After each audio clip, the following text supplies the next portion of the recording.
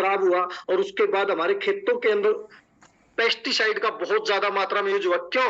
1995 की बाढ़ के बाद तो फसलों में 50-50, 60-60, 70-70 मन की फसल हुई, लेकिन उसके बाद उसकी उर्वरता शक्ति में कमी आई, तो फिर लोगों ने पेस्टिसाइड का बहुत ज्यादा बढ़ावा किया कि अब जमीन कम पैदा देती है तो यूरिया के कट्टे 2, 3, 4, 5 पे संख्या चली गई। तो वो चीज कहां गई? वो चीज फसल के अंदर गई, फसल से वो मानव शरीर के अंदर आई, उससे किसी भी बॉडी के अंदर बीमारी ना तो ट्रांसफर की जाती और ना अदर कंट्री से आती। बीमारी बॉडी खुद जनरेट करती है। अगर आप बीमार हो तो उसके जिम्मेवार ना तो कोई डॉक्टर है ना कोई वैद्य है, आप खुद जिम्मेवार हैं। तो उसके बारे में आप उनको अवेयर करोगे। तो जैसे ही आज बहुत सी चीजें जो हमारे खाने के अंदर होनी चाहिए वो आज आउट हो चुकी हैं।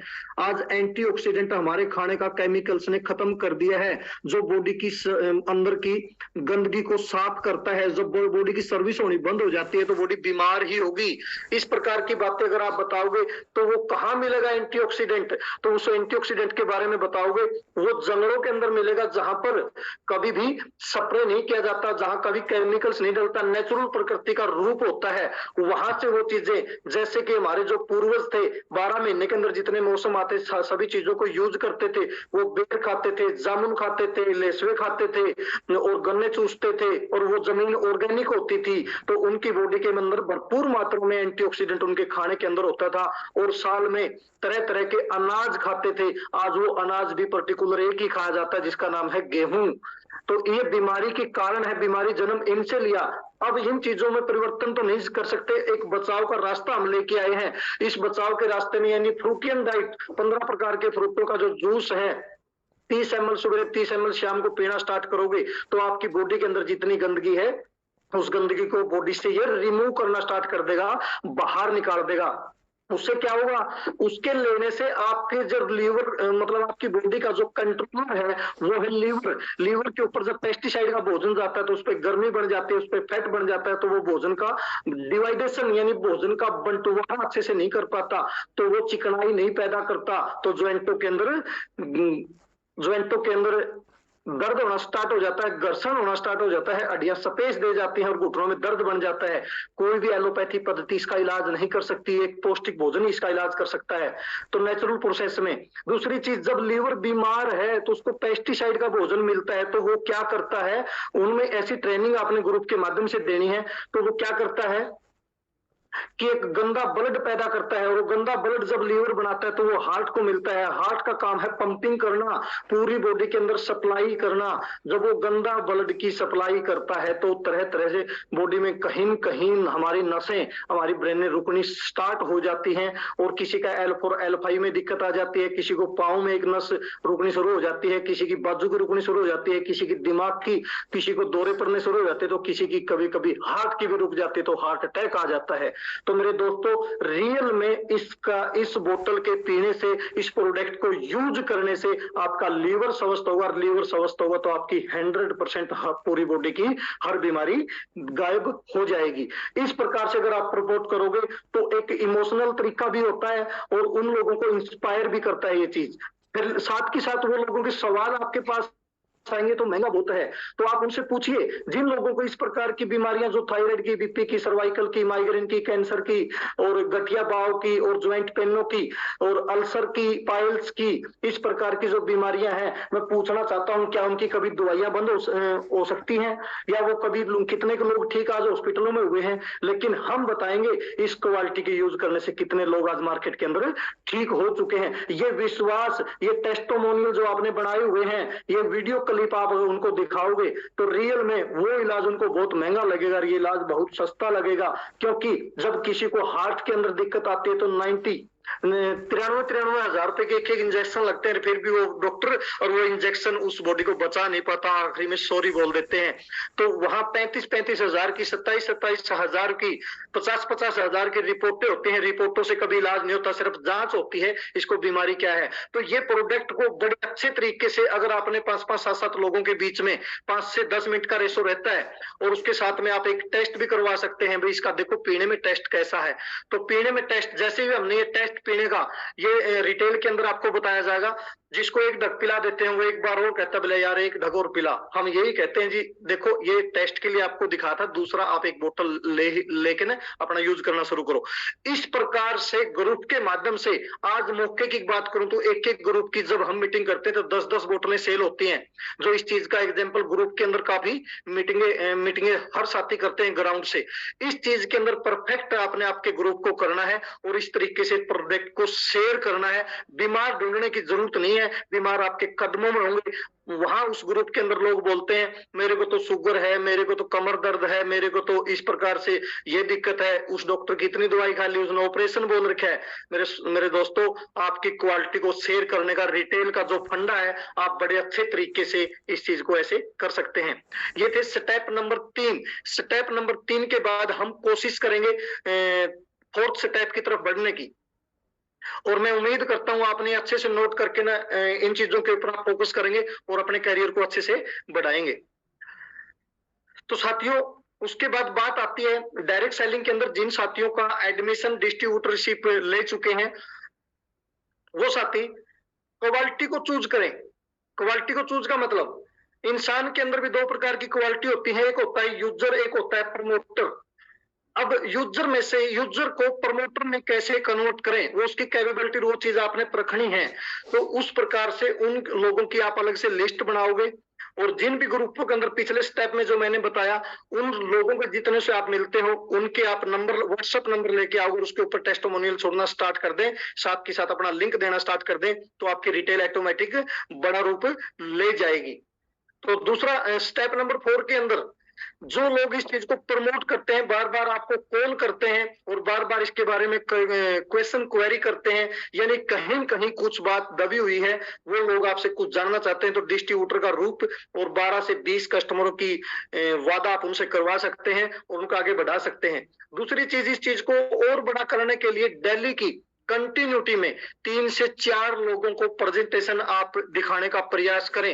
इस चीज में जो बात आती है प्लान की, प्लान बहुत बड़ा नहीं दिखाना होता। प्रेजेंटेशन करने के लिए आपने डेली 3 से 4 लोगों को जब भी आप दिखाओगे तो आप वहां प्रोडक्ट की क्वालिटी को दर्शाओगे और प्रोडक्ट की क्वालिटी से इंस्पायर वो लोग हो सकते हैं। और बिल्कुल फ्रेशर हैं तो आप उनको यही कहोगे कि आप डिस्ट्रीब्यूटरशिप अगर लेना चाहते हैं तो कम से कम 10 से 12 अगर यूजर आपके पास हैं, या आपका सर्कल अलाउ करता है, या आपका इंटरेस्ट है, तो डिस्ट्रीब्यूटर लेने का फायदा है। तो उसको इस चीज की पावर समझा के 3 से 4 लोगों को जैली जम के बड़े अच्छे कॉन्फिडेंस के साथ, अच्छी पर्सनैलिटी के साथ अगर आप प्रेजेंटेशन देना स्टार्ट करोगे तो रियल में दुनिया की कोई भी ताकत आपको रिजल्ट देने से मना नहीं करती। वो लोग भी आपके पीछे पीछे होंगे, लेकिन बड़े शांत स्वभाव से, अच्छे तरीके से। वहां भी टेस्टिमोनियल आप यूज कर सकते हैं, वहां भी दिखा सकते हैं इस क्वालिटी के धमाके। देखिए आज आप किसी भी सेक्टर में काम करते हो, वहां भी पैसे के लिए काम करते हैं, लेकिन वहां पर आपके पास 2 अपॉर्चुनिटी नहीं है। वो 2 अपॉर्चुनिटी कौन सी की बात करता हूं? पहली अपॉर्चुनिटी आपके पास दोनों नहीं मिलेंगी, दूसरी अपॉर्चुनिटी आप किसी को रोजगार नहीं दे पाओगे। तो दोनों अपॉर्चुनिटी प्लान प्रेजेंटेशन के अंदर ये आती हैं, वो उस बंदे को रियल में हार्टली इमोशनल आप करके ने ये दिशा दे सकते हैं और क्रिटिकल सिचुएशन के ऊपर भी आप अच्छा काम कर सकते हैं। क्योंकि वो बंदा, पता है कई बार बहुत से लोग जो इसके अंदर एंट्री करते हैं वो पता क्या कहते हैं, बोले हाँ देखते हैं, बोले अगर उसको वो ठीक हो गया ना फिर तो मैं ये कर दूंगा। तो उसका एक का इंतजार मत कीजिए, 4 क्रिटिकल सिचुएशन के लोगों को आप अपना लिंक देकर अप्लाई कीजिए और उसका ठीक वेट कीजिए। 1 सप्ताह या 10 दिन के अंदर आप उसका फॉलोअप लीजिए, उसके अंदर देखना फिर आपको जो रिजल्ट मिलते हैं। इस तरह क्वालिटी आपको दर्शा चुकी है। तो साथियों, ये 4th नंबर जो स्टेप है, ये आपकी रिक्रूट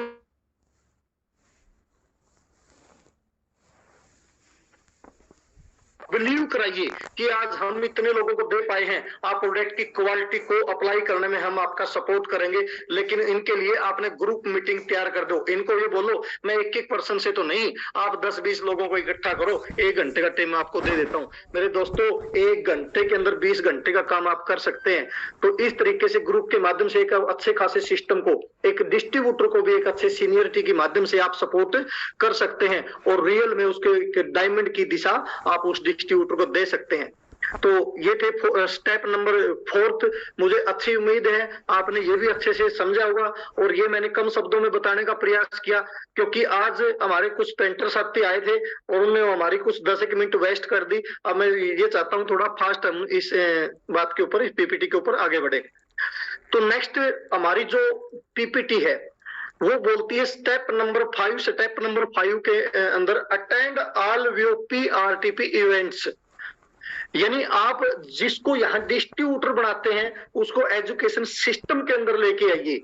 ऐसा नहीं वो सीनियर तक ही सीमित रहे, ऐसा नहीं वो बोतल और कस्टमर तक ही सीमित रहे, वहां तक सीमित मत रहने दीजिए। अगर उसकी सोच का आकार बड़ा करना है, अगर उसको एक बड़ा लीडरशिप में लेके जाना है, रियल में एक डायमंड की दिशा आपने देनी है, तो उस बंदे के साथ काउंसलिंग करके उसका इतना एटीट्यूड आप बढ़ाइए, उस बंदे की इतनी सोच बड़ा कीजिए कि आपके ऊपर कोई प्रेशर नहीं है। किस चीज का प्रेशर? इतनी बोतलें क्यों नहीं सेल की? नो, ऐसा कोई प्रेशर नहीं है। प्रेशर है तो कुछ बदलाव का कीजिए, प्रेशर है तो कुछ सीखने का कीजिए, प्रेशर है तो कुछ एक अच्छा इंसान बनने का कीजिए। ऐसे उसको बताइए। इस सिस्टम के अंदर अगर आपने रियल में सक्सेसफुल होना है तो जो कि स्टेप नंबर 1 के अंदर मैं बता चुका हूं, आज हम यहाँ पर एक स्टूडेंट हैं, एक स्टूडेंट का रोल अदा करना है, एक अच्छे स्टूडेंट का रोल अदा करना है। जैसे कि हमारी जूम ऐप के अंदर वीओपी आती है और सप्ताह में एक वीओपी हमारी फिजिकल भी कहीं कहीं होती है, वहां भी 2-4 गेस्टों को लेके वो जा सकता है।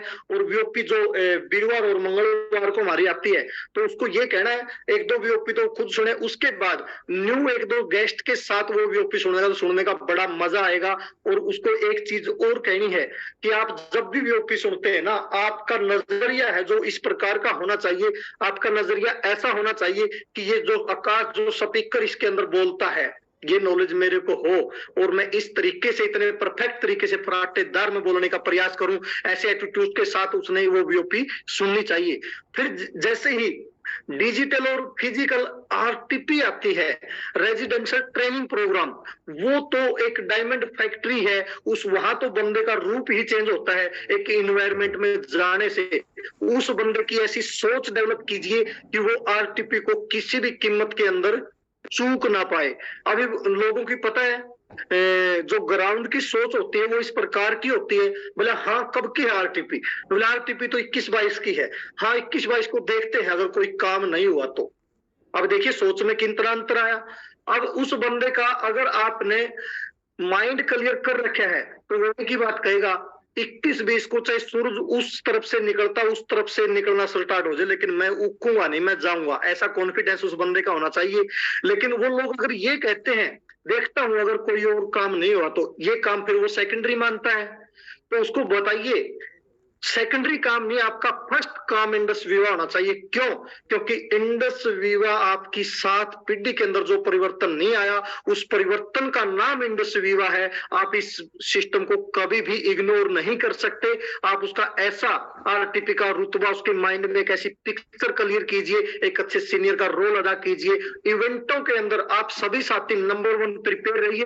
अगर कभी भी आपको वीओपी मिलती है, कभी भी आपको आरटीपी मिलती है, तो एक बहुत छोटी सोच कहूंगा अगर आप इग्नोर करते हैं, नो, आपका टीम और आप उसमें एंटर होने की आदत डालिए। बहुत बड़ा रोल अदा करेंगे आप, अपना एक किरदार अच्छा निभाएंगे। आप एक लाइफ के अंदर आए हैं तो रियल में मैं बताना चाहूंगा आज एक फिल्म के पात्र हैं आप, क्योंकि इससे पहले पात्र रहे होंगे आपके फादर, उससे पहले रहे होंगे आपके ग्रैंडफादर।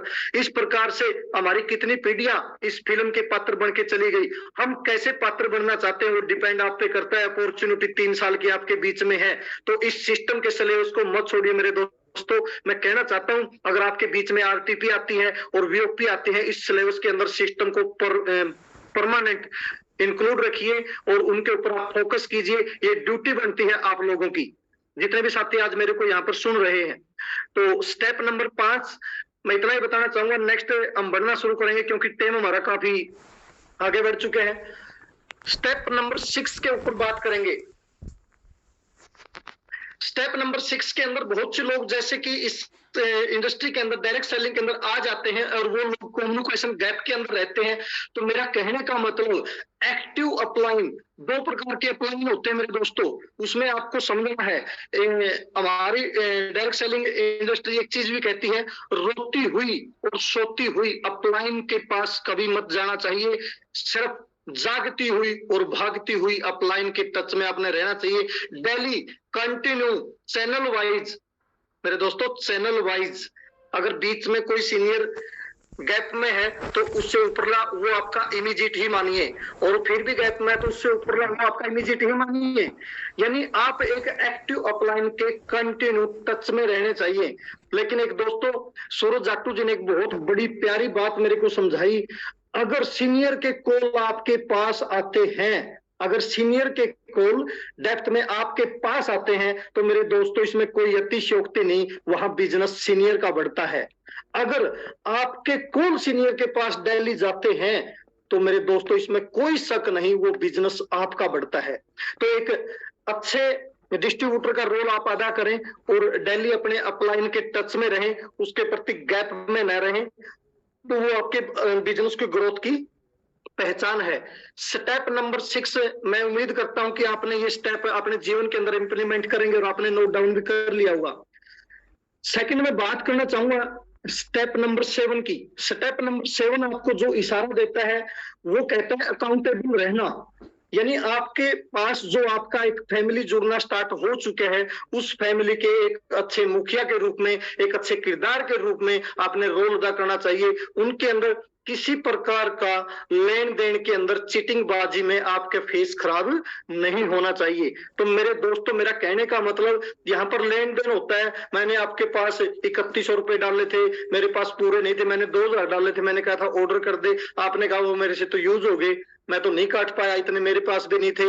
या फिर उसको इग्नोर करना, या उसको समय पे उसका राइट उसको न देना, अकाउंटेबल नहीं रहे, तो आप एक अच्छे लीडर नहीं है, क्योंकि वो टीम आपसे फिर कटना स्टार्ट कर देगी, वो टीम आपको इग्नोर करना स्टार्ट कर देगी, वो टीम आपकी बुराइयां करना स्टार्ट कर देगी, और वो टीम आपकी धीरे धीरे खत्म हो जाएगी। मेरा कहने का मतलब है, आपका जो एक प्यारा सा फैमिली है, उस फैमिली के साथ आपका रिलेशन बड़ा अच्छा होना चाहिए। ये रिलेशनशिप का बिजनेस है। आज पीवी नहीं आए, आपने उसको इग्नोर कर दिया, ऐसा कुछ नहीं मेरे दोस्तों। हमारा पीवी लेने का बिजनेस आपके माइंड से निकल जाना चाहिए। हम पीवी के लिए बिजनेस नहीं करेंगे, हम बिजनेस करेंगे तो एक बंदे की लाइफ को चेंज करने का करेंगे। हो सकता है वो बंदा सीखने में टाइम ले ले, नो डाउट, उसकी जिंदगी बदलने का आपका टारगेट होना चाहिए। उसकी जिंदगी बदलने के विचार उस बंदे के अंदर पनपाने का सिस्टम आपका होना चाहिए, और उसके साथ जो सिस्टम के प्रति प्रोडक्ट का है, लेन देन का है, और भी टूल्स वगैरह का है, या और फील्ड में भी जो चीटिंग वीटिंग होती है, सभी चीजों से आपने अकाउंटेबल एक अच्छे तरीके से, एक अच्छी पर्सनैलिटी के रूप में आपने आना है। किसी को मौका नहीं देना है कि आपके ऊपर कोई उंगली उठाए। यानी हर बंदा अपनी इस प्रकार की जिम्मेवारी के साथ फील्ड के अंदर खड़ा हो। तो स्टेप नंबर 7 हमारा क्लियर होता है, और मैंने वही उम्मीद करी जो पिछले स्टेप में बताई, आपने नोट किया होगा, और अच्छा एक लीडर बनने का परिचय आप अपने फील्ड के अंदर देंगे। नेक्स्ट स्टेप 8 नंबर जो स्टेप के अंदर है, लास्ट हमारा ये स्टेप है। इस स्टेप के अंदर जो बताया गया है, रिस्पॉन्सिबिलिटी यानी जिम्मेवारी आपकी बढ़ती है। जितने भी चीजें बताई है आपको, और डायरेक्ट सेलिंग के अंदर एक मुखिया की तरह आप अपनी आईडी के एक बिजनेस ओनर हैं, और आप एक फैक्ट्री के, एक उद्योग के, एक बहुत बड़ा साम्राज्य के मालिक हैं। इस चीज को बड़े अच्छे तरीके से एक चैनल वाइज, एक सिस्टम के कल्चर के अनुसार, और सीनियर की गाइडलाइन में और सिस्टम की गाइडलाइन में रहते हुए एक अच्छी जिम्मेवारी आपने निभानी है। और मेरे दोस्तों, आज वो जिम्मेदारी निभाने का समय आपका आ चुके हैं, क्योंकि बड़ी मुश्किल से काफी समय के गैप के बाद हमारे बीच में रेजिडेंशियल ट्रेनिंग प्रोग्राम के आगाज हो चुके हैं। हर बंदा अपने समय के ऊपर अच्छे सिस्टमैटिक तरीके से अपनी टीम को एक्यूरेट फिगर के साथ, एक्यूरेट सिस्टम के साथ, और समय पे उनकी जो एजुकेशन फीस जो सिस्टम के अनुसार बनता है, जो आपके बीच में आएगा, उसे के अनुसार समय पे अपनी जिम्मेवारी को निभाएं, और अपने समूतली तरीके से आप टीम को लेके जाएं। सर्दी का मौसम है, और इस सर्दी के मौसम के अंदर आपको पता है कि चैलेंज मानव शरीर को जो मौसम परिवर्तन होता है उसमें आते हैं। अपने आप को बचा के रखिए, और डायरेक्ट सेलिंग के अंदर जो रिस्पॉन्सिबिलिटी, जो जिम्मेवारी आपकी बनती है, उसको बखूबी तरीके से निभाइए। तो मेरे दोस्तों ये 8 प्रकार के जो पॉइंट थे, इन पॉइंटों को शायद ये दोबारा आपके बीच में आने के लिए काफी समय लग जाए, दोबारा रिपीट होने में भी समय लग जाए। तो मैं ये चाहूंगा, ये मान के चलिए दोबारा ये पॉइंट आपको कोई ना बताए तो ये पॉइंट आज आपके पक्के में नोट हो जाने चाहिए। और आने वाले समय में जो नई न्यू जनरेशन आपके चैनल में आए, उस न्यू जनरेशन के लिए आप इसके लिए अपने आप को प्रिपेयर करें। और ये 8 पॉइंट बिल्कुल इंपॉर्टेंट हैं, ये डीप से बिजनेस को उठाते हैं, ये डीप से बंदे के करियर को उठाते हैं और एक अच्छी पर्सनैलिटी, एक अच्छा डायमंड बनाने में कारगर सिद्ध होते हैं। ये पॉइंट छोटे छोटे जरूर हैं, लेकिन ये पॉइंटों का रोल बहुत बड़ा होता है। तो इन पॉइंटों के प्रति आप सीरियस रहिए। तो मेरे दोस्तों ये 8 पॉइंट जिस भी तरीके से, जैसा भी मेरा अनुभव था, मैंने आपके बीच शेयर